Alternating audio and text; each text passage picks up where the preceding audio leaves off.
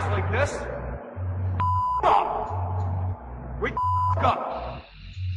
Welcome to the State of Hockey podcast, featuring Justin Jelnick and Joe Hayford. Let's talk hockey.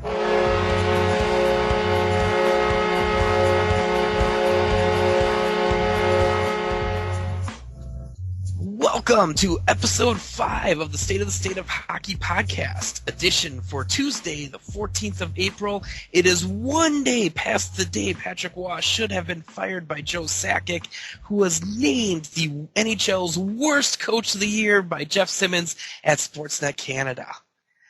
So why does Patrick Waugh still have a job, Joe? Oh, and by the way, welcome my co-host, Joe Hayford. Hi, Joe. Why does Patrick Waugh have a job? Because Colorado is just an awful state. Yeah, well, I mean, I'll tell you, in the last couple of weeks, they kind of quietly put a little run together. They won their last 3 games. They won 4 of their last 5 against teams like Anaheim, LA, Nashville, and Chicago. They ended up only -8 on the year in goal difference, and they put together a 90-point season. So this last stretch run probably saved his job for the time being. But then again, who knows? Maybe Joe Sakic's just waiting to have the meeting till later this week. Honestly, that all jokes aside about Colorado, we love to make fun of them over here. But Yes. They did turn it around, and they did become a much better defensive team. And I think that showed, obviously, pulling out 90 points as far back as they were. They kind of went on a little run like we did. Well, I wouldn't say 4 in their last 5 compares to 3 months of awesomeness. Because and right before they went on this 4-5, they lost to San Jose and Edmonton. Right before that, those are bad teams to lose to, even if you're Colorado. That is true, but they were pretty far back there as well, and to pull out 90 points, that's pretty impressive. So I'm eating a little crow this on this show, but who knows? It might change this week. But at the very least, Jeff Simmons at Sportsnet Canada has my back. He is the NHL's worst coach this year. So I got a little something to hang my hat on. That really surprises me. The Sabres were awful this year again. Yeah, but that's not Nolan's how big of a fault. And he was fired this weekend. How is that not Nolan's fault? Because how much talent did he have on the Sabres? He had talent earlier this year. He had enough talent to win more than he did. Well, once the trades started happening, that was beyond his control, and it was clear the tank was on in Buffalo from pretty much from week 1. Well, who's in charge of keeping that tank going down? Nolan, this is a second stretch with the Sabres. Correct me if I'm wrong. Yeah. He should have learned the first time. He's not the guy for the job. I know they loved him in Buffalo, but yeah, Buffalo's a team I hate to see struggle because half of our team is former Sabres. Well, we might as well just get the other coach firings. Toronto completely cleaned house as well. Voracek was the interim, and he's been let go. And another miserable year in Toronto. Yeah, not a shocker at all.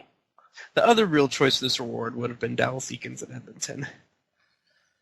Yeah, they're a good team. They just have some very, very, very large holes defensively, and they haven't addressed the blue line in 10 years up there, I don't think.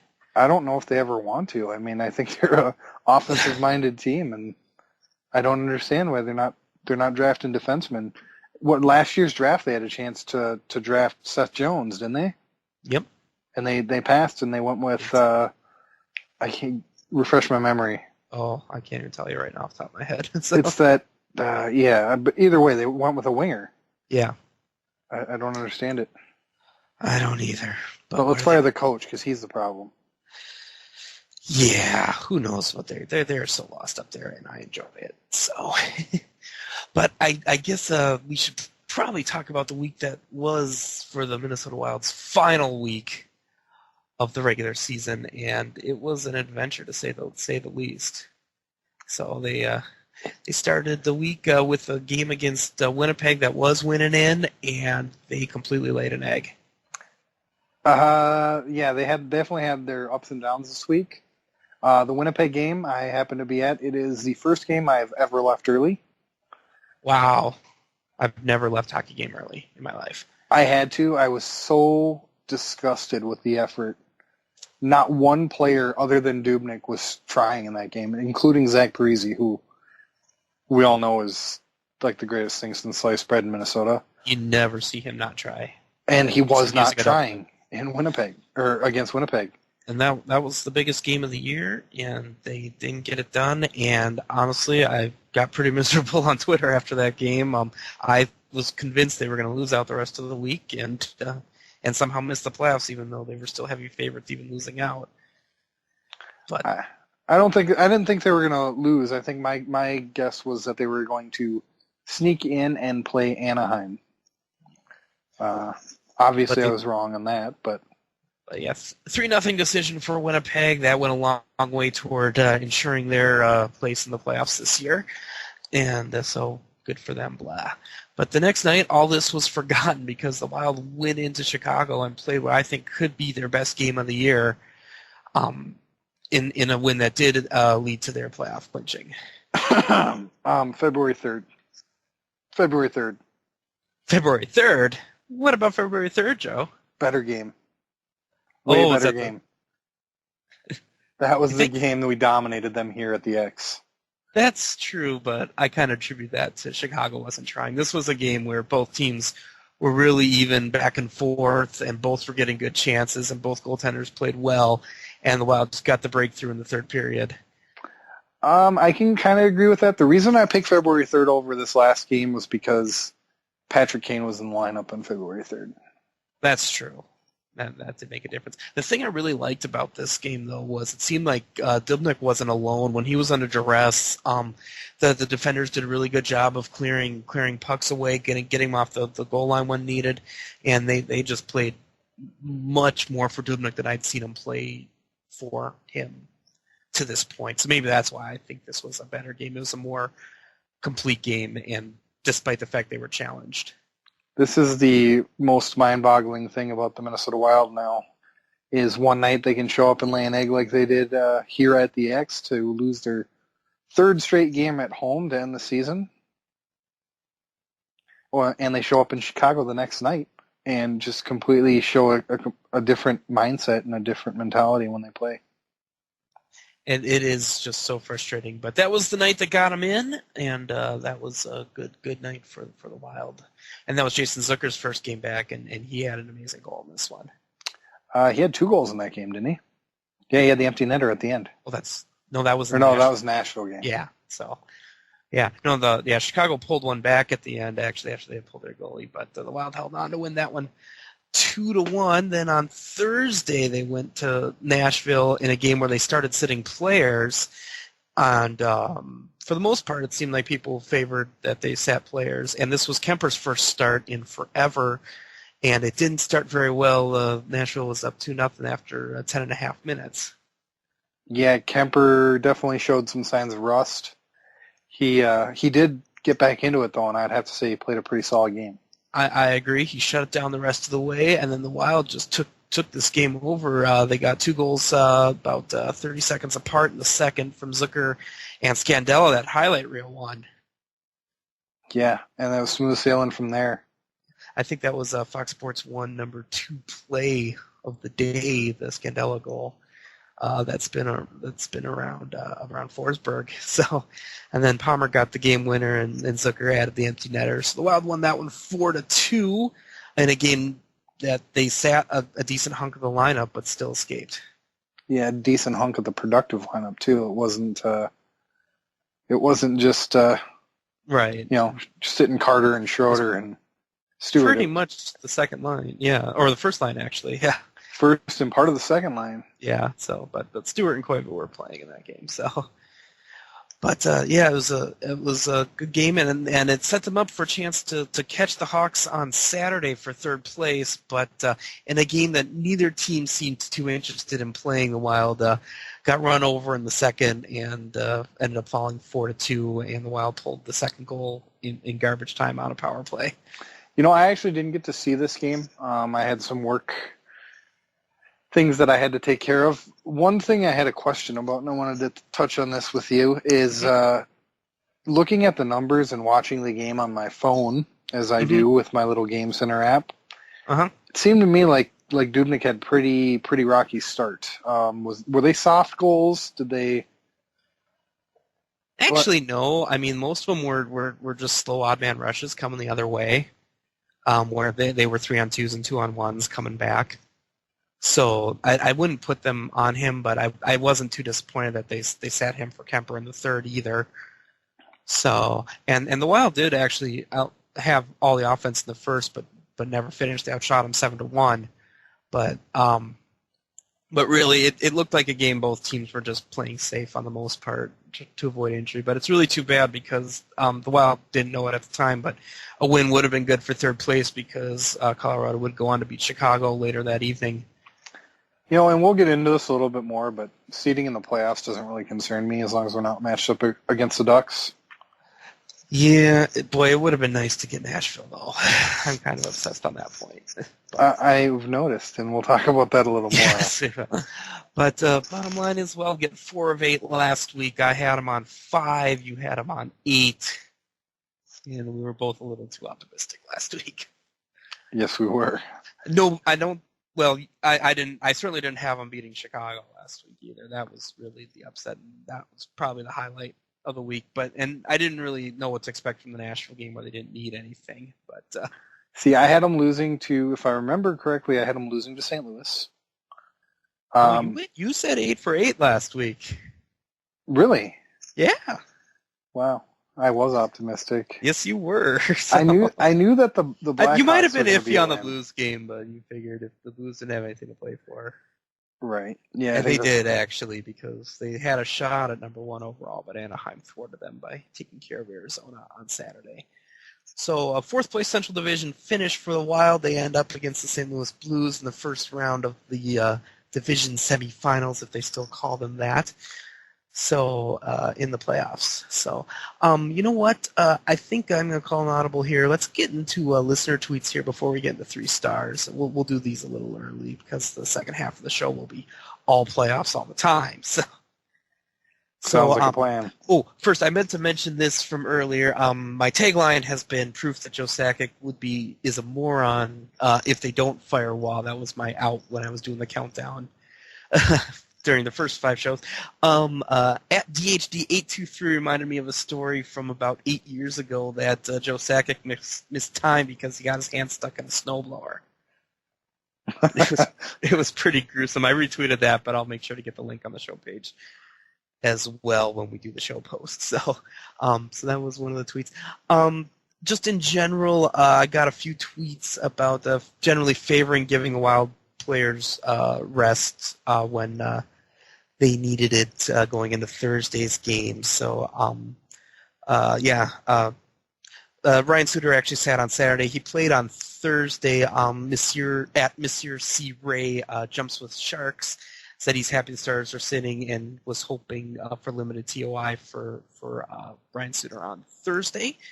At uncanny_Megan, that's Megan Canny,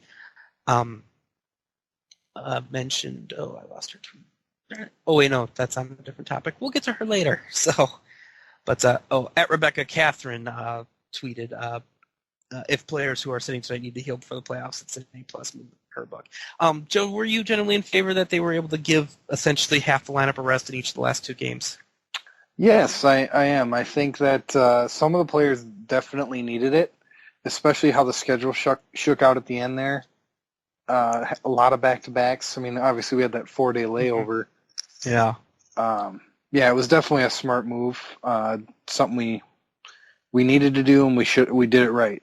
Yeah, I definitely think they handled the goaltending right too. I think you give Kemper the Thursday start, and you give Dubnyk the start on Saturday, even if you are planning to pull him after 2, depending on the situation. I think getting both players some time, and I think you're a little less worried about Kemper. You certainly don't want to have to go to him, but you're not expecting a disaster if you do, because I think he turned in a pretty solid effort against Nashville. I think he turned into, both of his performances started out rocky and ended up solid. Yeah. He had a 940 save percentage in both games. Oh, that's as solid as Dubnik's been doing, no doubt about that. So, I mean, and Dubnik I thought was brilliant in the Chicago game. I thought he was kind of average in his other appearances this week, but there's no doubt in my mind he's the guy that gives them the chance to win in this playoff series. Yeah, the only thing that concerns me a little bit about Dubnik is the lack of playoff experience. That's true. That was our fun fact. Yeah. He has no real games of playoff experience, but a few people on Twitter have made the argument to me that he's been in playoff mode for 3 months. I agree with that. I do agree with that. So we'll see if that translates, because it is different when it's 7 games against the same team. It's a different pressure when one's trying to eliminate the other than relating to different challenges over different games. So in some sense, it might be easier. It might be harder. But I'm glad he's going to get the chance to show what he can do. Yeah, it's gonna be a fun series. We'll actually talk about Megan's tweet when we get to playoffs all the time. My Heather Jelinek at AngelBear82711, my wife, had a 2-part question. She wanted to know our thoughts on Zucker's first game back against Chicago. Spectacular, phenomenal. Pull out your thesaurus and keep reading. Yeah, I got nervous when he took that nasty hit, but he came right back without a problem. He didn't take the hit; he laid the hit. Yeah, but he still took the brunt of the punishment on that. But the trainer looked at him right away, and Zucker said he's good, and he ended up scoring the big goal in that game. Yeah, what more can you say about that guy?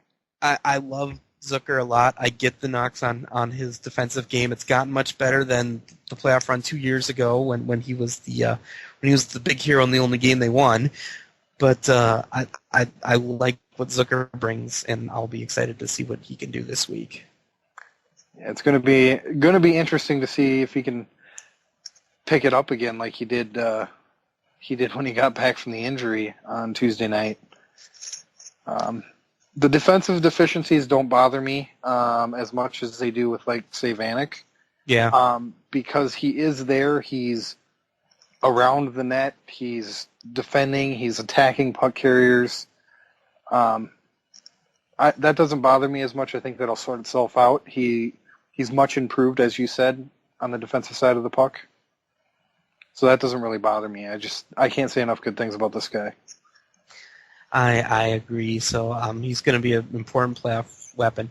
Second part of Heather's question was, are the Minnesota Wild relying on Dubnyk too much and getting lazy out front?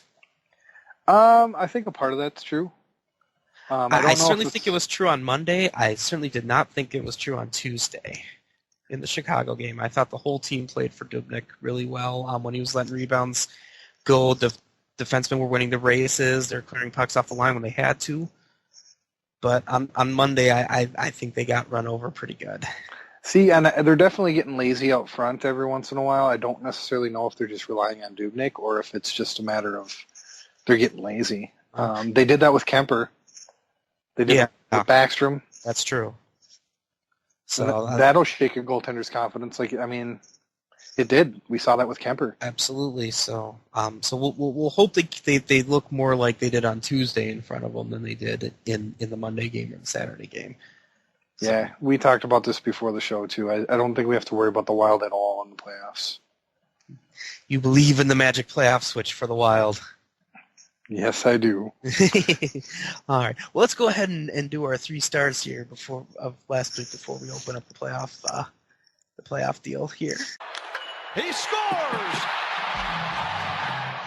You want stars? You believe in miracles? Yes! We got stars. And the Wild are a Dubnyk save away from a shootout win. State of Hockey's 3 stars of the week. Save Dubnyk! And the Wild win it in the shootout!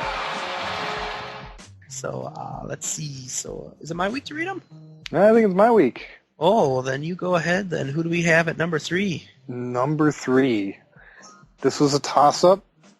I think we went with Zach Parise for a reason. We went with Zach Parise. So, you 1-1-2 this week for him, and he's the team leader in Corsi. But you think he showed us something a little extra on Thursday night? Thursday night, I think he was the reason that we we ended that game in a 4-2 win. I think that he brought everything together. He was out there, huge chunk of ice time in the third, and it showed on the scoreboard at the end. He is the guy you can trust at the end when the other team's going to bring their best. And but oddly, the guy we left out was Granlund, and he wrote the book on that in last year's playoffs. So yeah, and every time we mention an honorable mention, they seem to make it into the 3 stars the next week. So let's look for a big week from Granlund. yeah, I agree. So, but we'll get back to the honorable mentions later. But yeah, so Parisi 1-1-2 this week. 70% Corsi. He led the team in Corsi in all situations this week, and that's a really high number. That effectively means the team's twice as effective as their opposition when he's on the ice in generating shot attempts. That's not really a surprise. I know that Parisi. Parisi is, I mean, he's a leader. He's out there, he's directing traffic, he's communicating, and it's not a shock that the team just performs better when he's out there. So number 2, Joe, who do we have? Number 2, Marco. Scandella. The Scandy Man. 2 goals this week, including the highlight reel one of the Nashville game that we already discussed. I like it when Scandella hits the score sheet. It had been several games. He got there twice this week, even in Thursday and Saturday's game. Yeah, since his return from the injury, he's kind of been in a little bit of a funk, and he just looks kind of lost out there. And he turned it around this week, and he found his game. He found his comfort level, and it shows. He's so much more confident, offensively and defensively, and he made just one heck of a save in Chicago. That's right. Bailed Dubnyk out. Yes, he had a great week this week. I loved everything he brought, and he and Spurgeon are going to have to be good to counter St. Louis this week. No doubt about it. I know that people like Suter and Brodin together, but I'm telling you, I think that Scandella and Spurgeon are probably our best defensive pairing together. There's a decent argument for that, and that's just simply high praise for Scandella and Spurgeon. Yeah, they're definitely our best offensive pairing. Well, I don't think we had too much debate about who's number 1 this week. No, we talked about him before, Jason Zucker. Oh, back from his injury, and what a week he had. He got 3 goals. He's Superman. Yes. Big one big goals against both Chicago and Nashville this week. So 3 goals back, and if he's getting hot at the right time, he's going to be quite the weapon for the Blues. Yeah, I think we talked about this a little bit earlier this week, but I mean, Jason Zucker, I think, is going to be, a top 10 forward in the National Hockey League at some point in his career. I don't know if we've had that conversation, but I would tend to agree. He's got that upside, no doubt about that. So, and he might end up leading the league or the team, if not the league, in goals at some point in time through his career. So yeah, so we went 1 Zucker, 2 Scandella, 3 Parisi. Our honorable mentions: Granlund was 1 and 2 for 3 this week, and 66% Corsi. He was second on the team. He turned in a really solid week. Yeah, again, Granlund, he's an April player like Koivu is. I don't know if it's a Finn thing or what, but yeah. Last year in the playoffs, he was unbelievable. We saw that with the Game 3 winner. I also got the Stewart on the list too for 2 helpers, and he was a 62% Corsi this week. And Stewart again solid. Mm-hmm. I mean, he's at least hit honorable mention every week. This was a sneaky good pickup. We've probably already beat that to death, but I think he's going to be huge. It's so funny because I got a lot of slack because I posted how excited I was on Twitter about that pickup, and I caught a lot of flack about being excited about that. Oh, he's just another goon. He's not. No. He doesn't belong on our team. He's got more offensive upside than I even believed, and I was happy with the pickup, other than assuming it was expensive, but it really wasn't, as it turns out. So, and he doesn't really play like a big goon. I mean, yeah, he had those 2 fights right away in the beginning of his time with us, but it's good to know he can do that if he has to. But he's able to win puck races, and he's a presence in front of the net. Exactly, and he's faster than I thought he was. I got an honorable mention. I'm sorry. Yeah, Right. I've got an honorable mention for Dubnik just for the great game against Chicago. I mean, he was the reason that stayed scoreless as long as it did, and long enough for the Wild to take control of that in the third. I even have an honorable mention for Kemper this week. He had a good showing in Nashville, despite the rough start in the first 10 minutes. He went clean after that, and I thought he was even decent in the third in his relief appearance on Saturday. Yeah, he let in that first shot he saw, and then just shut it down.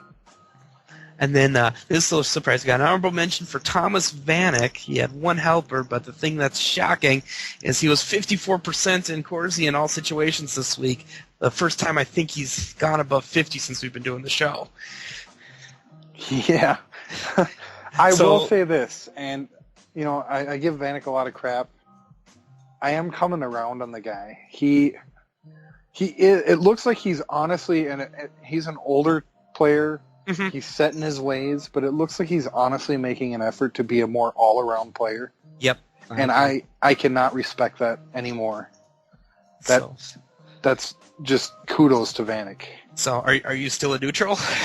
I am still a neutral, and I'm slowly weaning my way over to the amount of respect that I gained for him just seeing him make an effort to change his game, because that's the style that he's playing, or the style of the team he's playing on. Mm-hmm. I have a lot of respect for that transition and that ability to take that kind of effort and change your game this late in his career. It's really impressive to me. Well, I absolutely agree. So, but once again, we went Zucker 1, Scandella 2, Granlund 3. That was your 3 stars of the week. So, I guess we should talk about that big thing that's starting this week, huh? There's something starting this week? Yeah. Talking about baseball, right? No, that's not it. So, the greatest tournament known to man starts this week, the Stanley Cup playoffs. The Wild will open on Thursday at St. Louis, playing Thursday, Saturday at St. Louis, then Monday, Wednesday at the X. I know most of our followers were pro Nashville as an opponent. I know you were pretty happy just to avoid Anaheim. So what do you think of the St. Louis matchup? The only thing I don't like about the St. Louis matchup is the NHL schedule writers. That's all I got. Hey, at this point, I'm just thrilled there are no 2-2s. Yeah, they don't usually do that in the playoffs, though. They don't, but if there was a team they do it to, it would be Minnesota. I just don't understand how you schedule a Central Division team at 8:30 at night. I don't get it. You do, because you've made your deal with NBC and they want double headers, and all the East Coast games have to start at 7 Eastern. So that means our games have to start at 9:30 Eastern. Except on Saturday. We get to play at 2 on Saturday afternoon. Yeah, that'll be fun. I'll be at Joe Centers if anyone wants to join. In Bloomington, I will make an effort to be there as well. So we'll see how that works out. But yeah, that'll be a good time. And I guess they announced they're doing a viewing party on Thursday evening at the X. I'd missed that until you mentioned it before we did the show. Yeah, absolutely. I got to check with my my lovely wife about that, but I don't see an issue making it unless something comes up. So we'll see about that. But yeah, so exciting game. But but you're not thrilled with the schedule, just because it is every other and there's no extra travel days and just the late starts. And then you get the late half. There's actually 2 days off in between. 6 and 7. Yeah, 6 and 7, and that's kind of how long can you drag out the playoffs? I mean, they go from April to end of June. Yeah, but this is all part of the TV deal. But yeah, I think that's what the sad realization we had last year is just because we're in the Central Division doesn't mean we're not going to be on the back end of doubleheaders on network TV, and that's just kind of the deal of it, being in such an East-heavy league. Yeah, I'll deal with it because I love the Wild. I'm just going to be very tired. Very tired at work for a while. Indeed. Well, they invented caffeine for a reason. So, what else, though, about the matchup do you like or not like with St. Louis? I like this matchup. I said it before. The St. Louis was actually my pick for team I would like to face in the first round. Goaltending is going to make or break a team in the playoffs. We saw it last year. It broke us. It made a team like LA win the Stanley Cup. Brian Elliott is a great backup goaltender and a subpar starting goaltender. And I just see us taking this series based on that alone. We're just as deep, if not deeper, than the St. Louis Blues are. And we match up very well against them, as we've seen. We've taken 5 points from them this year. They've taken 4. It's 2 wins and a loss in a shootout and a regulation loss for us. I like our matchup against them. I think this is going to be a great series.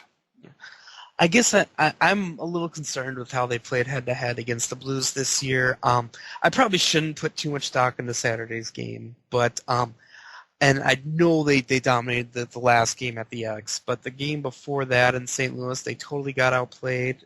They got outplayed in the game I went to at the X in November, and I think the Blues match up pretty well against Minnesota, myself personally.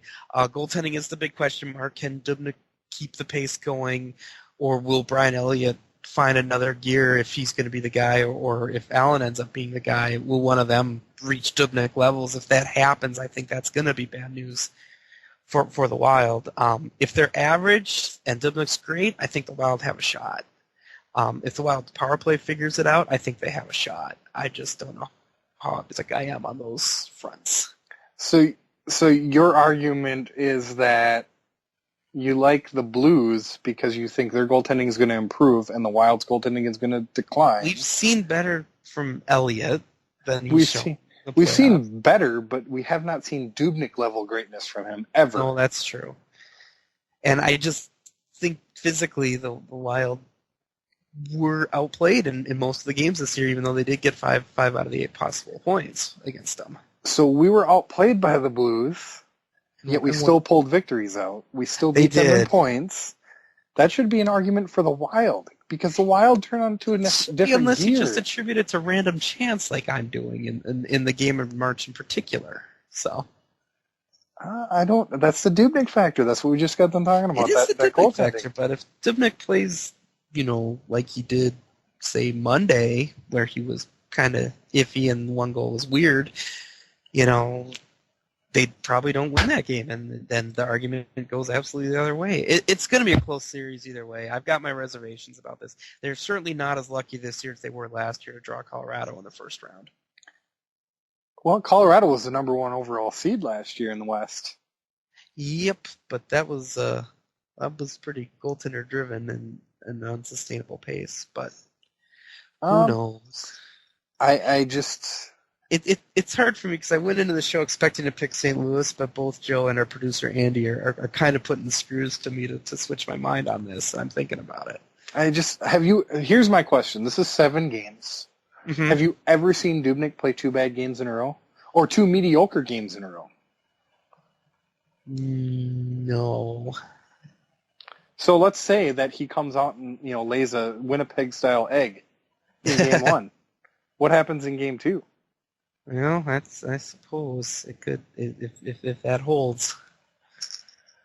I'm just saying. It's a guess. It's a tough call for me because the thing is, if I pick Minnesota to beat St. Louis, I certainly pick them over Nashville or Chicago in the second round. Now, don't get me wrong. I'm not drinking the green Kool-Aid just yet and saying we're going to the Cup. Yeah. I'm just saying this series, I think that we are the better team. I think we're the deeper team, and I think that we have better goaltending. I think it's super close. Except on goaltending. And special teams is going to be close too because the Wild's got an awesome penalty kill, which is going to be huge, but their power play is a disaster right now. It's not even average. That's the part. This is going to be my out of left field pick. I think that we end up with one of the best, if not the best, power play in the playoffs this year, percentage wise. I think that we find it, and we're going to definitely improve in that area. We've talked about the problems at length. They don't move without the puck. They hold the puck too long, and that's about the easiest power play to defend against. People give us a hard time about that, but we led the league in shot attempts per power play this year. Wow, I didn't realize that. I knew that was the case during their first slump back in October, November when they weren't scoring goals. Well, I guess this is let's go back. I think it was 2 weeks ago, they were talking about it on Fox Sports North, and we were at 1.8 shot attempts per power play. Which is actually pretty solid. Yeah, that's almost 2 a power play. That's a very good number. The next closest team was 1.4. Mm. So you can't, everyone wants to yell shoot. Well, we wait for our shots, and we take shots on the power play. We do. But they just don't click, or for some reason, we're going to find it in the playoffs. We're due. I hope so. That's my pick. I think we find it. I really think what we need is more players making moves to the net when we're holding the puck. Yeah, we don't have that, but Zucker is back, and he does do that. Yes, he does. So, and we'll there's see your X factor. He gets on there, and that is the thing that could tip this series is getting Zucker back, and does that make them deeper than St. Louis? I think it's super close. I'll put it this way: I won't be too disappointed if they drop this series, but you might have talked me into switching my pick. I would be disappointed if we drop this series. So, the way we played against them in the regular season, even as you said, even being outplayed in most of the games, we still managed to beat them more times than we lost. That is true, but that's over 4 games. I mean, the luck factor goes down over a 7-game series, and I certainly don't think this is going to be a short series. I think this is going to go the distance. Yeah, I got 6 games here. I got us winning at the X on Game 6. Well, all right. I'm going to change. I'm going to say Minnesota in 7 because that's how they win all their series is in 7 on the road. So. Yeah, wouldn't it be nice to clinch a series here at home one time? I don't believe it's happened in their history. It hasn't happened in their history, and I think that St. Paul is going to get very dangerous when that happens. I hope not. I don't want anything resembling Vancouver. I'm selling my Game 6 tickets, and if we are in a position to clinch, I might rip them off. Rip them off of the StubHub. StubHub. Yeah. Well, I guess we're going to start to get into our NHL predictions. So you said Minnesota in 6. I'm going to say Minnesota in 7. So we can talk about the other Central Division series, Nashville and Chicago. I do like Nashville. I think that their goaltending is one of the reasons they should go deep in the playoffs here. I really, really, really want Nashville to knock them out. There's a reason for that, obviously. We have not had a good history against Chicago. Mm-hmm. But I do think that, the return of Patrick Kane, it might take him a game or two to find his groove, but I think Chicago takes this series, and I don't think it's going to even be close. Yep, the early reports were Kane is targeting a return in Game 1, and if Kane plays, I don't think Nashville's got a chance. I think Chicago's going to take this one in 6. Yeah, I know he's been cleared to play in Game 1. I just don't know if Quenneville's going to play him. Yeah, if he doesn't play, this is going to be interesting, but I think Chicago is going to run this one over. So. Yeah, I'm with you on this one. Okay. Well, so we've picked both road teams in this one. This kind of brings us back to the tweet from Megan I wanted to get back to at uncanny_Megan. She asks us to touch on the challenges of playing at home versus the road. And I had a smart reply. I told her, well, I can't speak from experience because I've never played for an important team where home ice makes a difference, but we can talk about what we've observed at least. Yo actually touched on this in his press conference after the Winnipeg game. Mm-hmm. There's a lot of pressure to play at home, and I think that the teams on the road actually have a little bit of an advantage. I mean, we've had some talks about what home ice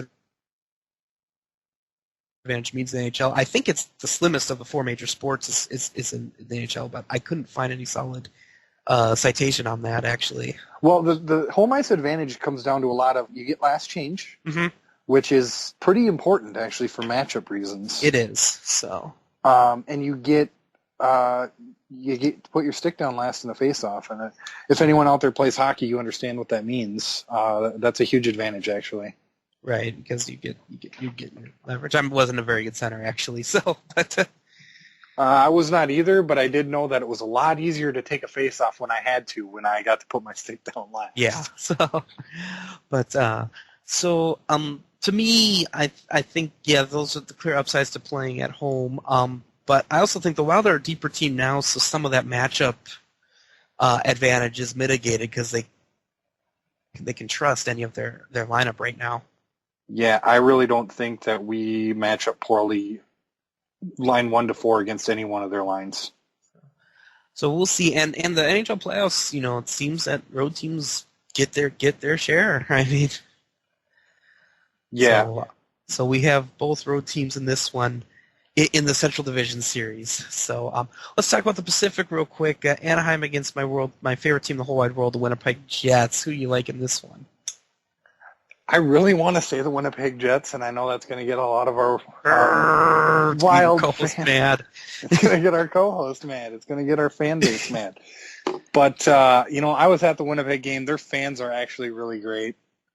They like to jest and they like to give a hard time, but, they're friendly people. They're nice to sit down and have a drink with. They're a good team. Unless you're an 8-year-old that wears a Tavares jersey to Winnipeg. Or unless you're a guy that likes to hang referees from a noose in St. Louis. Well, here's the thing. You can't lump every Winnipeg Jet fan in with the crazy ones. Now, it was a lot harder for me to accept their taunting of goaltenders when Andrei Pavlik was terrible. They were taunting Dubnyk. I know. It's just funny that, to me, that you rip on goalies when yours is terrible. It just points so poorly on yourself. I've never been a huge fan of taunting goaltenders until they've let in a few, and then you have at them. Which is kind of what Wild fans tend to do. So I want to pick Winnipeg in this series. I can't bring myself to do it because the Ducks are just so good in the first round of the playoffs. Yeah. The Ducks advance, and I say any team takes them out because they just historically have a horrible time advancing through the second round. Well, I'm not so sure because I don't like either team in the other matchup, actually, in the Pacific. But I've got Anaheim in 6 on this one. I think their goaltending's good, and I think they play pretty solid defensively, even though they're a team that gets outpossessed more than they should for somebody that's, the first overall seed. Yeah, and they're so big. You'd think that they'd be able to manage that puck a little bit better.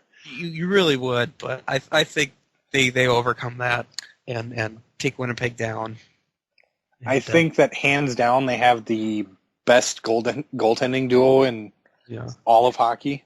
And I think 6 may be the only game they win in Winnipeg, too. The way I see that series going down, I think it'll be all homer until Game 6. All right. That's interesting. We'll see how that goes. I think Anaheim will go up 2-0, and Winnipeg will get 2 back at home, and then Anaheim will win the last 2. So we'll see. We'll see how that plays out. Then we got Vancouver, the number 2 finisher in the Pacific, against Calgary, the number 3 finisher in the Pacific. Who you got here? I have your favorite team and your third favorite team in the whole world, Vancouver. Vancouver. As much as I hate the Sedin twins, and we all hate the Sedin twins. I don't hate the Sedin twins. They're like the one thing in Vancouver I can stand, and they've traded Kessler away, which also makes me hate Vancouver less. So.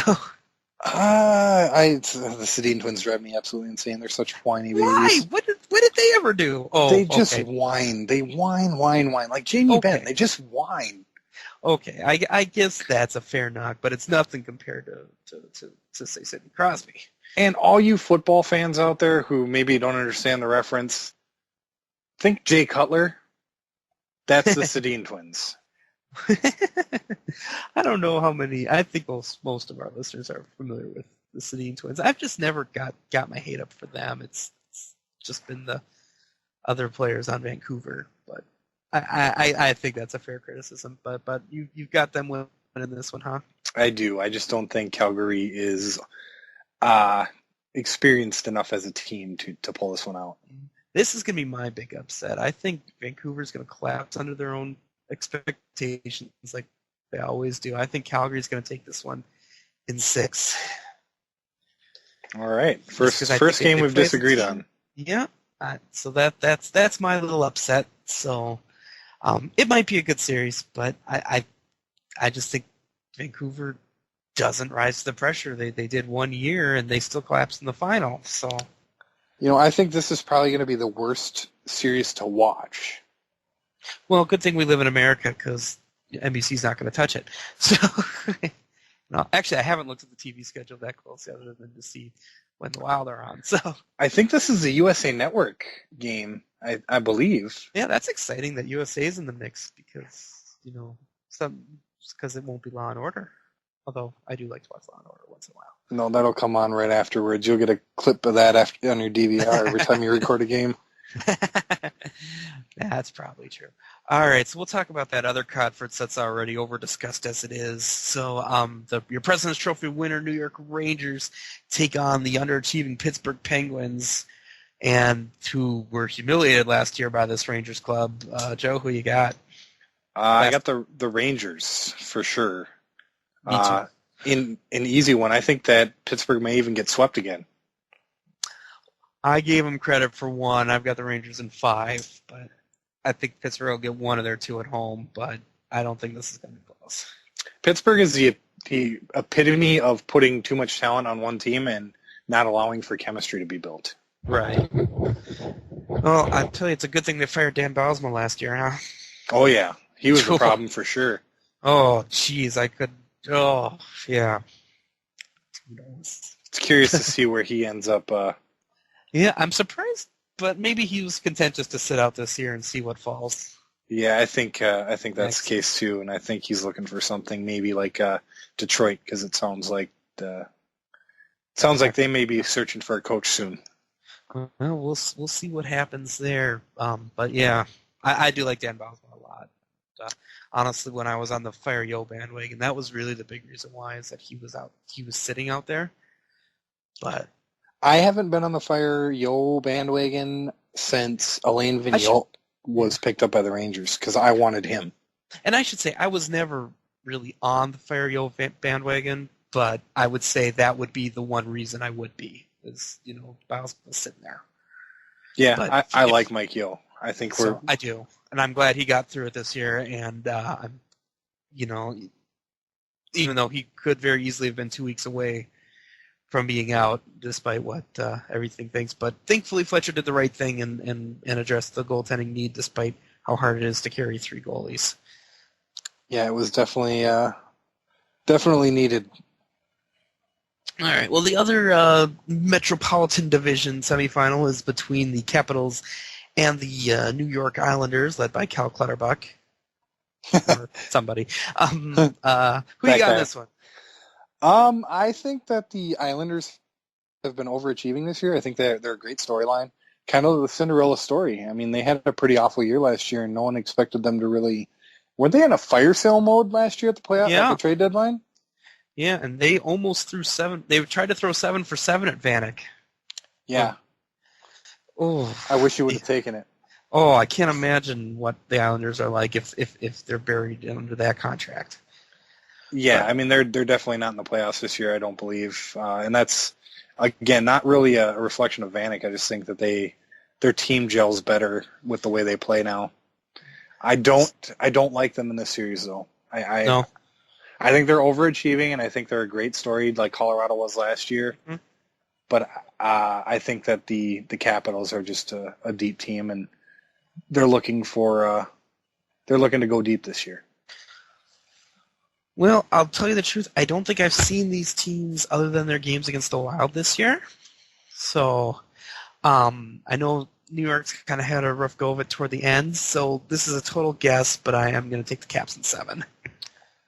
I'm going to take the Caps in 5, and I really hope that Orpik takes a run at Matt Martin.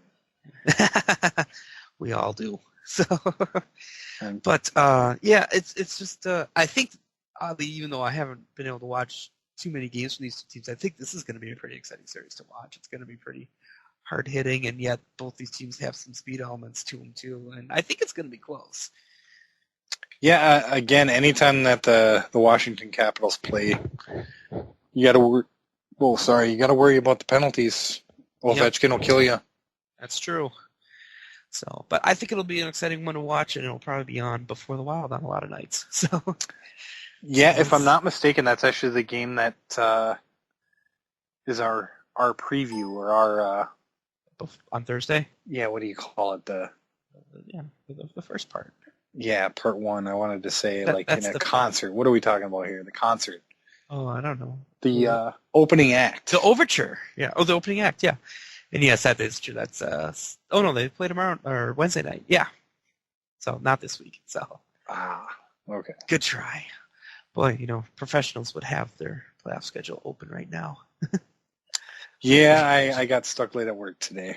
All right. Well, we'll talk about the Atlantic Division. That really shouldn't be called the Atlantic Division because the Atlantic Division is the teams that are on the Atlantic, but we have to talk about it anyway. So, Montreal and Ottawa, Montreal being the number one seed in that division. Who you got here?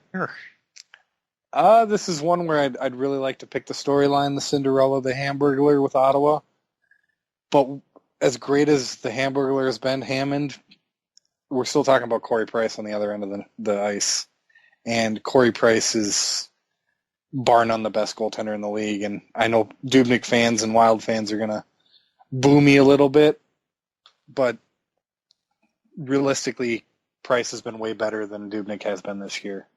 The problem with playing in Montreal is you're playing against 10 players, not 6. And that's because the refs in the Bell Center just give them everything in. This is going to be a close series. It's going to be a low-scoring series. And I think a couple calls Montreal's way are going to make the difference here. So I took Montreal in 6. I think they will get one in Ottawa, too, just for being the better, deeper team as well. But I just had to get my dig in there on Montreal home cooking. Yeah, a lot of people give them a hard time about that, but I mean, I like, they're the one sport, the one team that I like that's kind of the league-wide favorite. Don't like the Patriots, don't like the Yankees, but I do like the Canadians.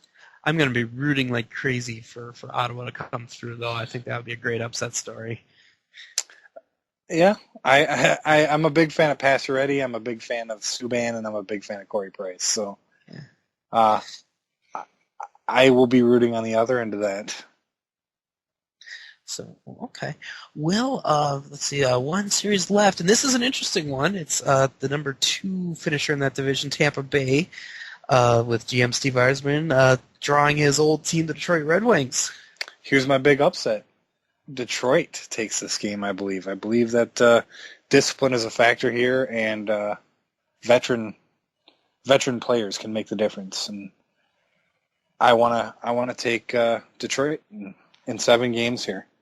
Well, this is one that we're opposites on. I've got Tampa in 6. I think Detroit's goaltending is going to let them down here, and I think Tampa's the faster team. And if they can even stay remotely disciplined, I think they'll come through in this one. Not a Jimmy Howard fan, huh? No, not this year. No.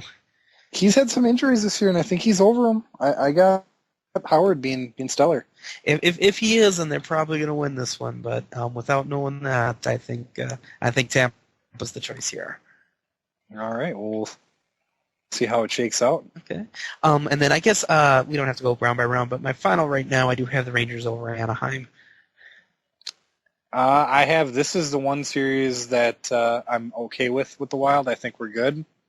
I'll revisit, but I do have the Wild going deep, if not all the way to the Cup. I don't necessarily know if I have them winning.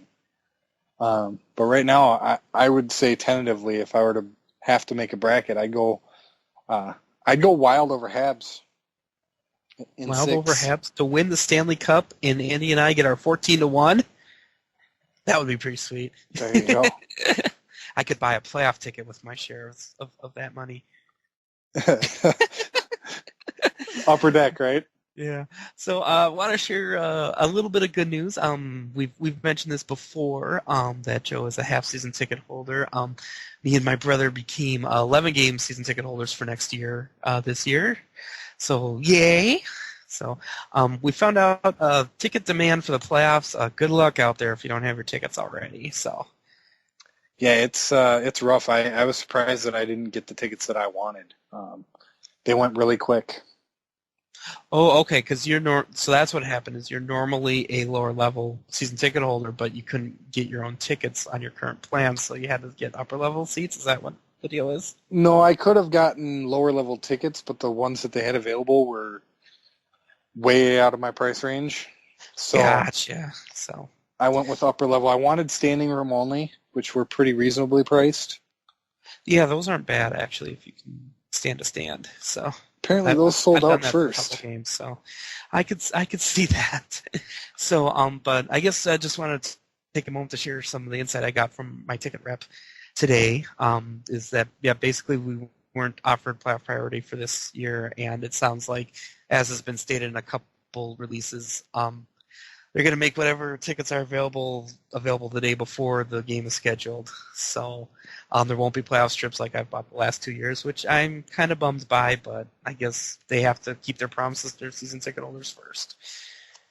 Yeah, the season ticket holders are growing in numbers every year, and it seems like I kind of got in on the rush. So yeah, and we should have done this a couple months ago, I guess, in retrospect, but we were busy having a baby, and I kind of backburnered it, and my brother and I kind of picked up that talk today. So that will be our tickets for next year. So good luck out there if you guys are hoping to score playoff tickets. I've gone to at least one game in every round in every season the Wild have qualified in their history. So I'm going to do my best to keep that streak alive. But it's going to be tougher this year than in any year past.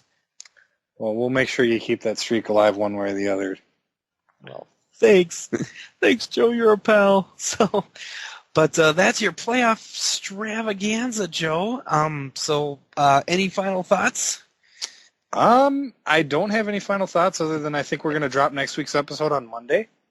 Oh, yes, we should have talked about that before, but yes, we should probably plan to do that. So we'll do a recording on Sunday night, the game, and then there's a game on Monday. So we'll give you a nice. So we should do that like we usually do. So we'll work out that, but yeah, that's probably should be the plan. So look for us. I'm going to do my best to get to the viewing party on Thursday night, and we'll be at Sensors on Saturday afternoon. If anyone wants to come say hi, and you can watch for us on Twitter, of course. It's at SOTSO Hockey JJ is me, at SOTSO Hockey Joe for Joe. Happy hour drink on me for any of our listeners that come out and mention SOTSO Pod. Oh, you are way too generous, sir. Way too generous. But you're going to have to now, right? Oh, yeah. They got to make it out to get it, though. We'll make that happen. So that's Sensors in Bloomington, not in Roseville. Yes. So I will be there, and we'll have a good time watching the game. So all right. Well, for Joe Hayford, I'm Justin Jelnick. This has been the SOTSO Hockey Podcast, and go wild in the playoffs, and we'll talk next week. Thanks for listening to the State of the Hockey Podcast. The music was created and produced by Deeb. To hear more of his tracks, visit soundcloud.com/Deeb.